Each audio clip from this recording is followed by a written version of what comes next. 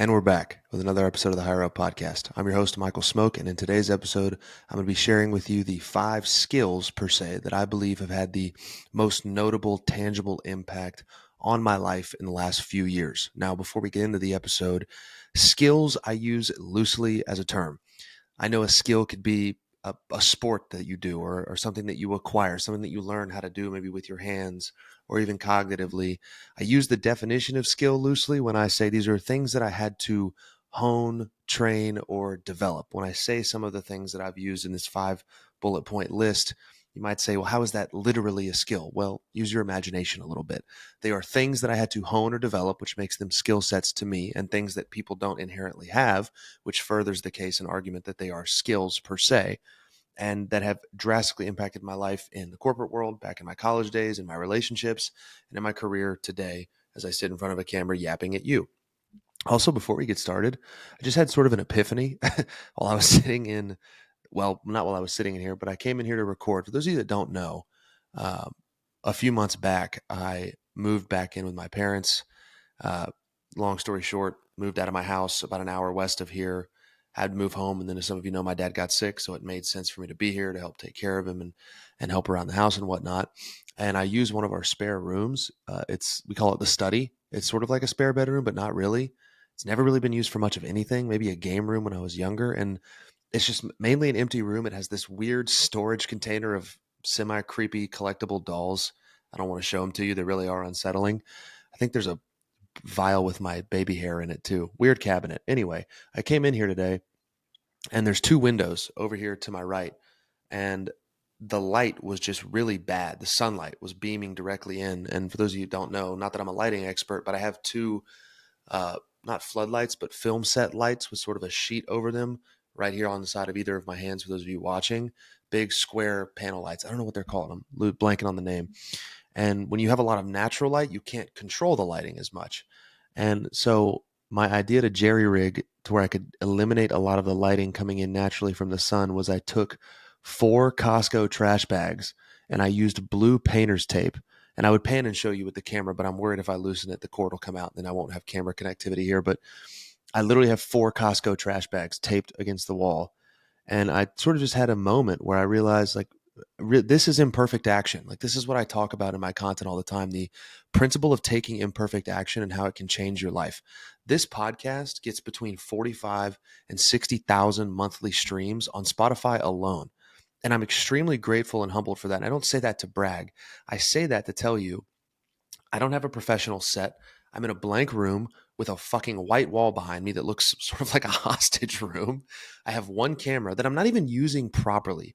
The quality of the podcast video wise would be so much higher if I recorded on my camera separately and then merged the audio and video in post, but it's too complicated and I don't feel like doing it. I would rather be consistently good with this than occasionally great with perfect production that takes twice as long to put out, leading to less episodes and less value for you. So I built this podcast to 45,000 monthly listeners in a blank room with a webcam on Riverside, which is a website software that I use to create my podcast. Great podcast software, by the way, for beginners, and fucking trash bags taped to the window. So let that be a lesson. Like, you'd be amazed at what you could build if you just got started and took imperfect action, which maybe could be a skill on this list, the ability to callous your mind and just be okay with trying without having the perfect plan in place. If you can master that art of saying, I don't have it all figured out, but I'm going to take step 1 towards the thing that I kind of know I want to get to. And then as you go, you refine the process and the approach. That's what I talk about all the time. My dad and I were talking the other night on the couch about the concept of the stone in your path. The stone in your path will not reveal itself. The next stone in your path will not reveal itself until you step on the one in front of you. So if you step on the stone right in front of you, you sort of organically figure out the route in which you should take to get down the road. And here we are.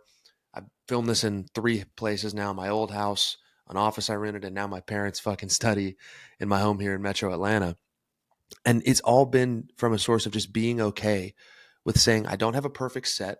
I don't have thousands of dollars in lighting or audio or video equipment, but I know I have something to say. And I'm going to do what I can to put it out and make it look okay and make it sound digestible, since most of you only listen anyway. And I've built it to this thing, this big thing that was at one point, I don't know if it still is, a nationally ranked top 50 health and fitness podcast in the country. It's pretty cool. So take imperfect action and you can change your life. Without further ado, now that that little rant's over, let's get into the episode of the 5 skills that I believe had the most impact on my life. Skill number 1, communication, otherwise known as public speaking skills. A very ambiguous term, communication skills. It sounds, well, what does Matthew McConaughey say in Wolf of Wall Street? Fucking fugazi. It's fairy dust. It doesn't matter. It's not real. Communication skills are very real. I think a lot of people believe they have this set point in their communication, and however they talk is however they talk. But whether you know it consciously or unconsciously, the reason a lot of you listen to me is because I have the ability to communicate effectively, articulately, and concisely. I can take complex information and tell it to you in simple terms in as few words as possible, which is key. Simple and as few words as possible. Thomas Jefferson, I believe, has a quote that says, "Don't say in 2 words what could be said in 1." Less words is generally better and it makes you more listenable. A lot of people know what I know better than I know it, but they can't explain it. They can't put the words out and make it make sense to the average person. I think Einstein said if you can take a complex concept and explain it to a 7th grader, you know you understand it. And that communication, that skill starts with the understanding of the thing you want to learn about. That's obviously foundational. I understand training and nutrition and sales and mindset and the things that I talk about because I live them, but I can explain them. If you can do that, if you can learn to do that in whatever it is you want to talk about, in your corporate job, in relationships, you think communication skills are important in relationships? I would fucking say so. I can speak from experience. It's one of the things I had to hone. That's a different story. Anyway, communication skills.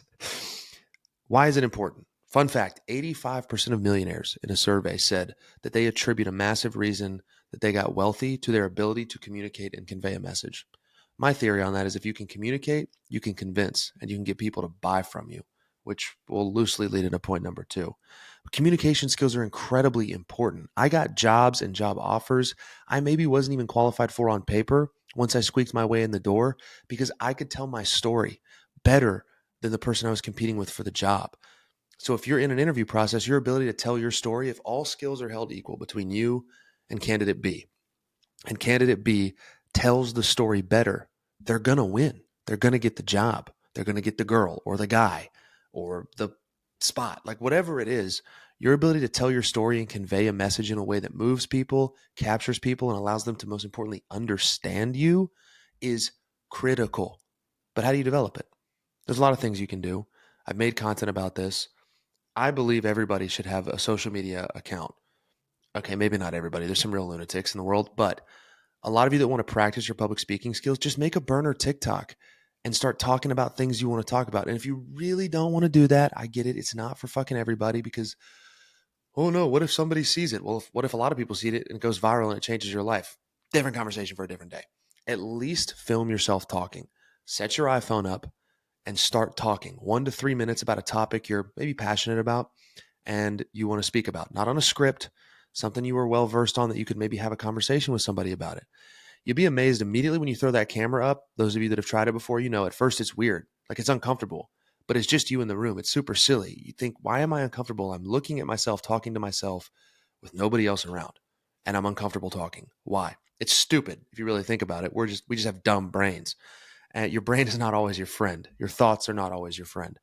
But you add that barrier, that callus of uncomfortability with talking into a camera, and then you just speak on a message for 1 to 3 minutes.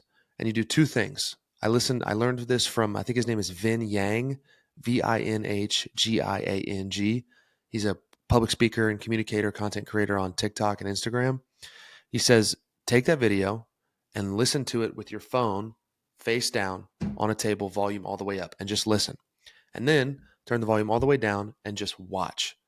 So that does 2 things. You can hear how you portray a message. So you can hear things like your tonality, which is, are you going high? Someone's calling me right now. Are you going high pitched when you should go low pitched?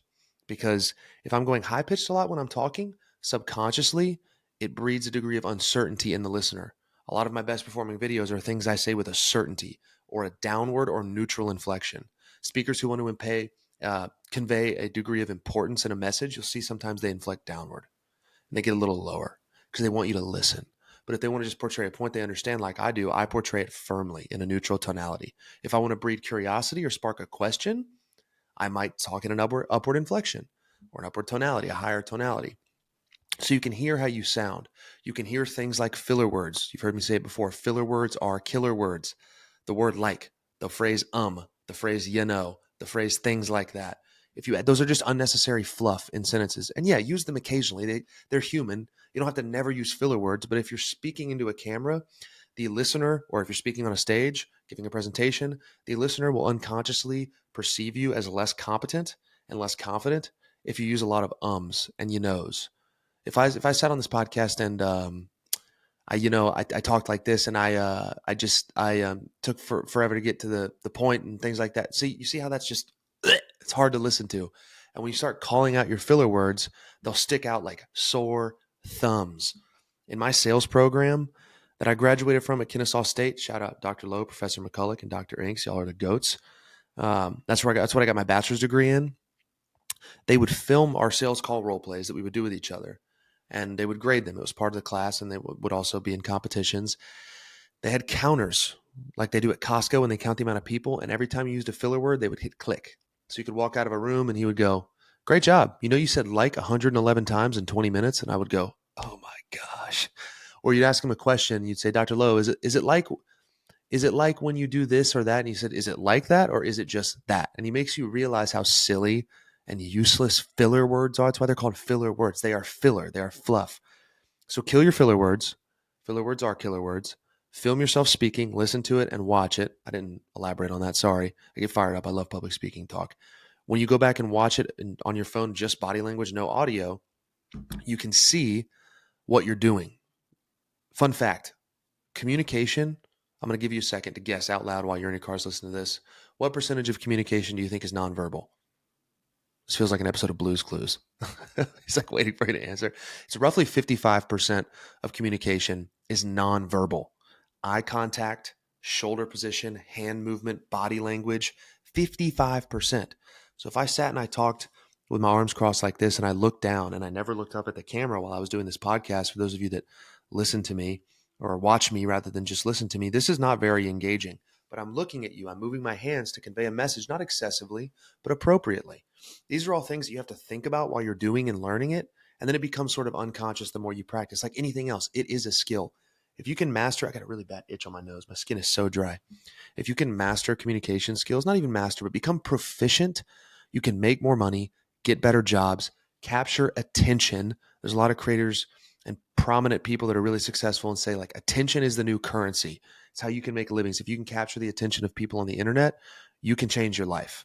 And you do that through conveying a message. My messages are really no different than a lot of other creators on here. It's the way I tell you the message that allows you to want to continue to tune in, which I'm very grateful for. Thank you. So communication skills. Number 2 is sales skills. Everybody, dude, my nose is itching like a mother. Sorry about that. Everything in life is sales. Sales, of course, literally as a job, a lot of you have sales jobs. You have to learn how to sell, but a lot of people don't understand sales is a skill. It's not just a buddy pat on the back, take you out and play around in golf and we close business. Sales is a process that is predictable and repeatable.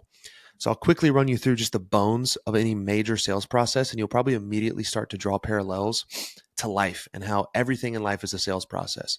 So the beginning of a sales process, like in the academia world, when I learned what I learned about in the sales major, is build rapport. You're building rapport, you're building trust in that first part of a sales meeting.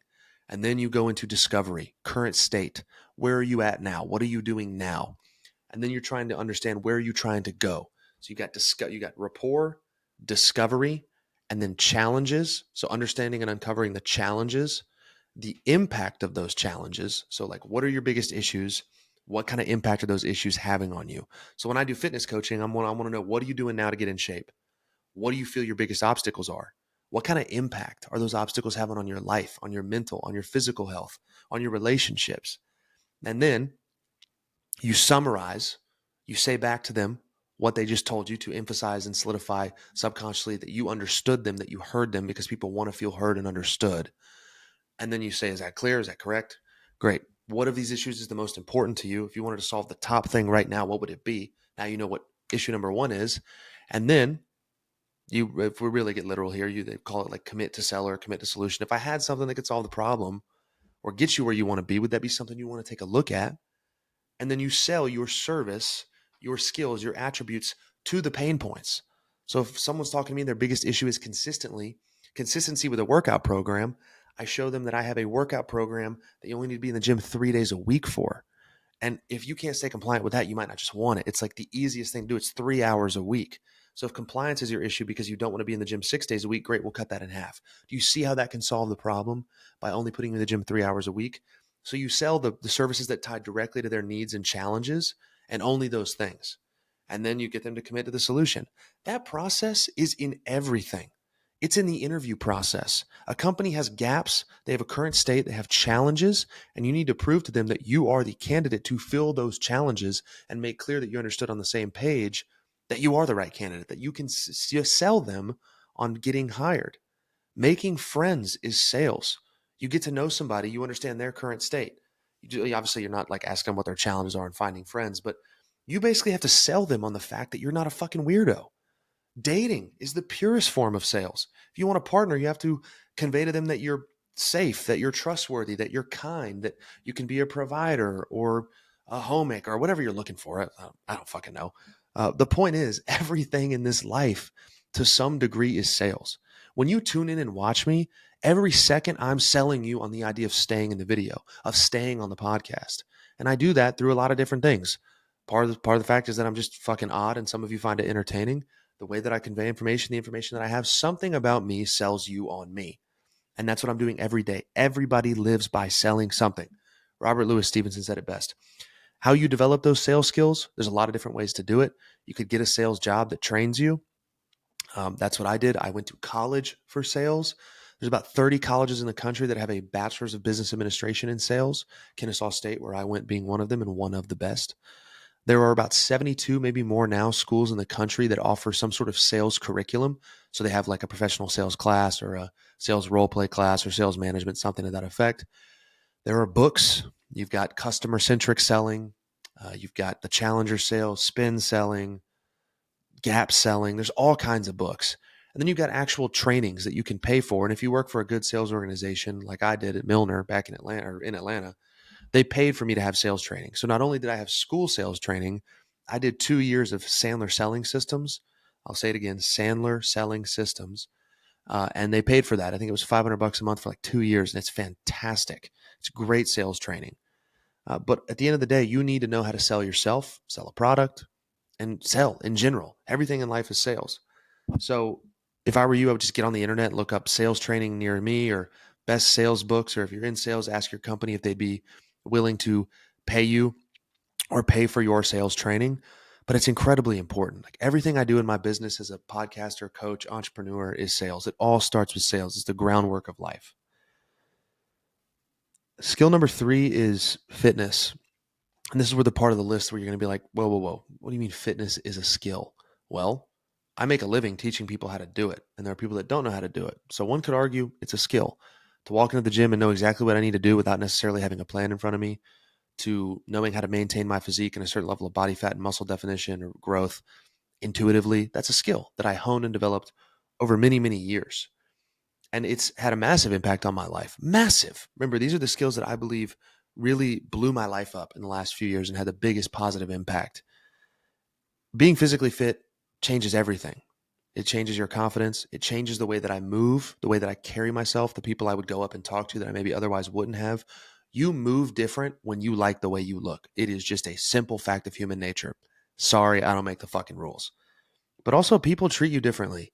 Like people give me second looks and will be nicer to me and do treat me differently as in public and in service situations because I look better. I looked like shit at one point in my life. So that like skinny privilege or whatever they call it, like, yeah, it's unfortunately real. Is that fair? No. But it's an objective reality of life. And getting in physically fit shape really changed those facets of my life. But it also teaches you the intangibles. Like I always say that getting physically fit will give you things that will bleed organically into other facets of your life, albeit sometimes without you even realizing. So for me, it taught me discipline, it taught me patience, and it taught me consistency. You can't get the physique you want overnight. You can't even get the physique you've always wanted in 6 months. It'll take years. Now, you're going to make great strides and great progress along the way. You're going to notice, people are going to notice what you're doing along the way. But I've been doing this for like 9 years now. It's taught me so much about myself and what I'm capable of if I prepare and I just keep fucking showing up. And I lean on that when I do things like this. So it's bled into every facet of my life. It positions me automatically as an authority figure in a room. Like people have come up to me and asked me, what do you do? How do you do that? Like, what do you do to stay in shape? And again, I'm not saying that to be arrogant. I'm saying like something subconsciously in a person's mind, they see someone physically fit walk into a room and they go, that guy knows something I don't, if they are not physically fit, ultimately giving you position as an authority figure. A lot of these rules that I'm stating are not fair. They are just laws of human nature that you're better off reaping the benefits of rather than falling victim to. So getting physically fit, learning how to build your own workout programming, learning how to eat intuitively in a way that keeps you lean, healthy, and strong, feeling good, thinking clearly.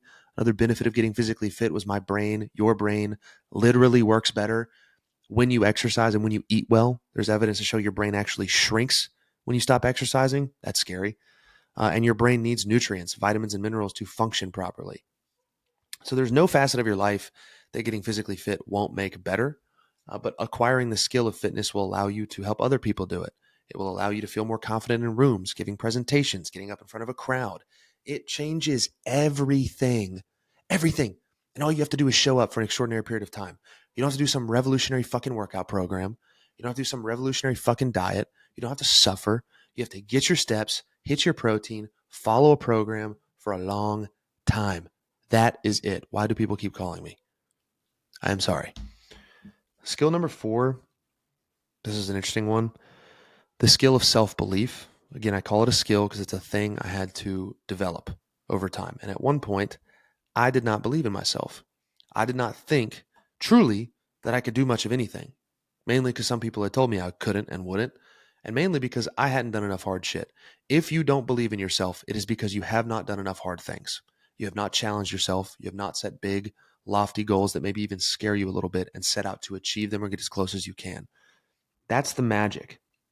You build the skill of self-belief through evidence. Like Ryan Holiday, the author of Meditations, the Daily Stoic guy, says, fuck confidence, create evidence. I love that.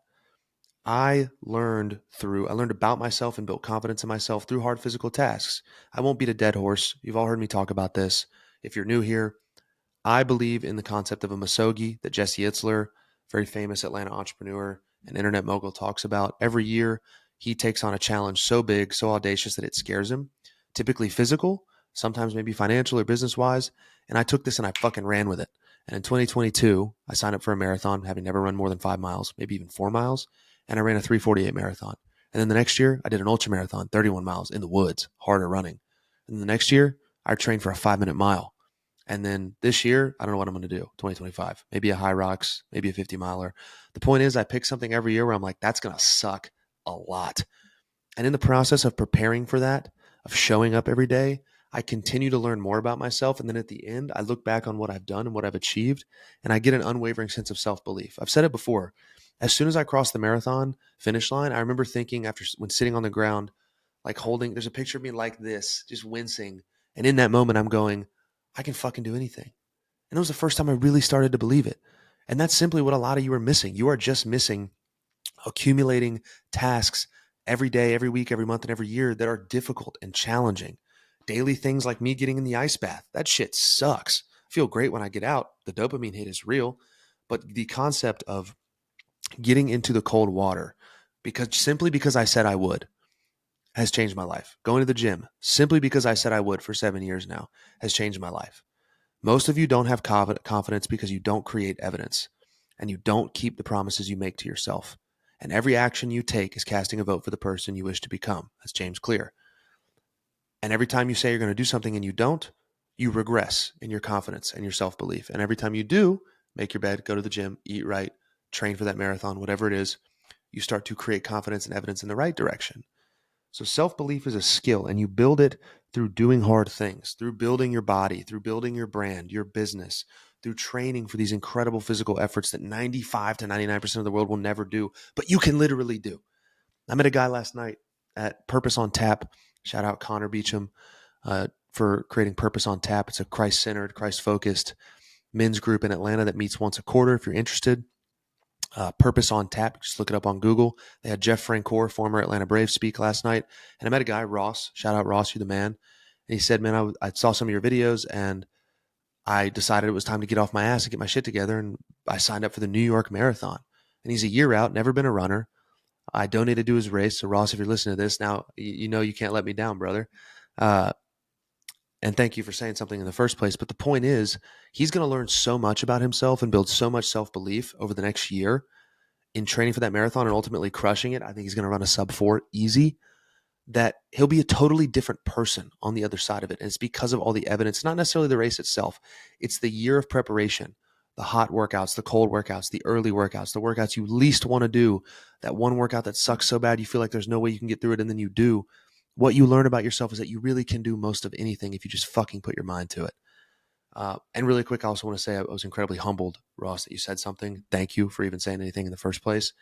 But I'm so excited to see where that guy's going to be in a year from now, mentally, emotionally, spiritually, and physically. And anybody can do that. Like, fucking vitality and confidence is literally yours for the taking, but you have to seize it. You have to seize it. Okay. Finishing on skill number 5, networking, which is, I feel like I should have finished on self-belief because I got really fired up, and we're going to close on more of an even keeled note. Networking. There's a great quote I love that says, networking, your network is your net worth. Your network is your net worth. So the people you know can ultimately move your life and your finances forward. And that's true. Like, the ability to network as a skill, someone I think of immediately is one of my best friends, Colin Beecham. And he is literally a wizard at networking. I've never seen anything like it. His ability to communicate is really proficient. He actively listens. You can tell he's got that feeling of the phrase you probably heard, like when you're talking to him, he makes you feel like you're the only guy or the only gal in the room. And people love that shit. Politicians are masters at that shit. I'm trying to be better at that shit. The point is, Colin does incredible things. He's not an influencer or a content creator with a bunch of followers, but he starts a run club, and now the GroupMe has 1,000 members in it. He gets the idea to break a world record, and we get 100 runners basically solely on his effort. I think he recruited 95 of the 100 people that ran the 100 by 1 mile relay world record, and we broke that shit. He puts on parties, and hundreds of people show up, all because he gets out there. He's always out doing shit. He's putting himself in front of people, in rooms with people. And last night he had a one-on-one conversation with Jeff Francoeur, because that only makes matter to some of you who watch baseball, because he's always putting himself out there, and he has a great job. He's got strong connections, strong relationships, and he's super successful and fulfilled because he's always networking. And I've been pushing myself to do that more lately in social media, through the internet. I'm DMing people that probably have no business even talking to me, that probably won't respond. Although one did respond today, and I'm going to try to get him on the podcast. That's to be determined, so I won't say his name. But last night I went to Purpose on Tap, the event I was just talking about, alone. I went alone, and it was an hour drive, and I'm so glad I went. I met like 4 guys that knew me from social media. We had awesome conversations. We connected on social media. Some of them showed up to Run Club today. Like, it was really cool. And Jeff Francoeur's testimony about his walk with God, it was awesome.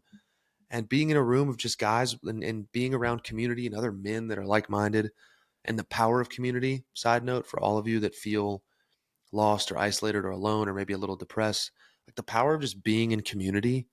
We are meant to be in groups. We are tribal creatures. And I feel better every time I'm in my Bible study or at my Run Club or at Purpose on Tap. But I'm so glad I went, and I'm trying to do more things like that, specifically alone, but it doesn't have to be alone. So to build the skill of networking, you have to put yourself outside of your comfort zone. You have to go to networking events, maybe stand somewhere alone until you find someone to talk to, and then engage in the uncomfortable act of cold approaching a person and asking them who they are, what they do, and why they're there. But that discomfort, generally on the other side of that lies incredible development, incredible relationships, incredible opportunities, and doors that open that might not have opened had you not said yes to the thing. I'm going to a dinner tonight at Hal's Steakhouse, my favorite steakhouse in Atlanta, just to network with a couple of guys. One I met in Miami who was diligent enough to follow up with me a couple of times, even though we just had a 10-minute conversation, and a guy who's a realtor here in Atlanta. And we're just going to get to know each other. Nothing might come out of it. It might be, we might hate each other and we never see each other again. That's not going to happen. They seem like awesome guys. But I don't have to do that. I want to do that because you never know. You never know what could come out of it. A new best friend, a new business opportunity, a new podcast guest. Like, who knows? But you have to build a callus around putting yourself out there. A lot of people aren't further along in life because they're unwilling to put themselves in rooms alone and just figure it the fuck out. They're unwilling to approach people and ask them who they are and how they're doing. But the truth is, people want to be approached. They want to talk about themselves. They want to get to know you. They're just scared too, and they wish you would. And one day, we're all going to die. So what's it matter? I know that's a morbid thing to say, but I heard Scott Galloway say that last night on his podcast with Theo Vaughn. Like, why are you scared to cold approach that woman in the market or that man in the market to tell them you're romantically interested in them? Or why are you scared to go after that big job opportunity? One day, you're literally going to die, and none of this is going to matter, and that is liberating. So do what you want.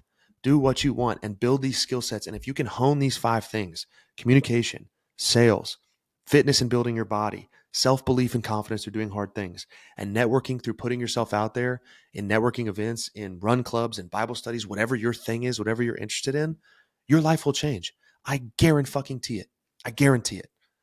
So thank you for listening. I can't believe I got all that in like under a half hour. If you enjoyed this, please comment, rate the show if you're on Spotify, subscribe to the channel if you're on YouTube. It really does help me out and help me get get the message to more people. So thank you guys for listening. If you have questions, you know where to find me. DM me on Instagram. Don't DM me on TikTok. That shit is a mess. I will quickly say, for those of you that follow me on TikTok, thank you so much for 1 million followers. That is wild. That is so wild. I'm so proud. I'm so proud that I have so much pride in what I've built, and I'm proud to be able to share my experience with you. I'm proud to be able to share this experience with my father and my mother and my family. Thank you. I am so grateful. I don't even know. I'm gonna stop talking. I'm gonna get emotional. I'm going through a lot. I'm going through a lot in my personal life, not just with my dad, but in other facets. And it feels like one trajectory of my life is skyrocketing, and the other is like kind of falling apart in a way. But it's really challenged me and really made me shift my intentions towards gratitude. And I'm so grateful that for whatever reason, you tune in and you listen. Like, you have no idea what it'll mean to me, what it means to me. And I just hope to continue to give you a reason to do so. So with that being said, drop a comment, drop your step check. I'll give you guys a step check. It's 2:23 p.m. Eastern, and I'm at 12,258 steps. Need to go get some more before I eat a ribeye and some lobster mac tonight. And we'll see you guys in the next episode. Thanks for listening.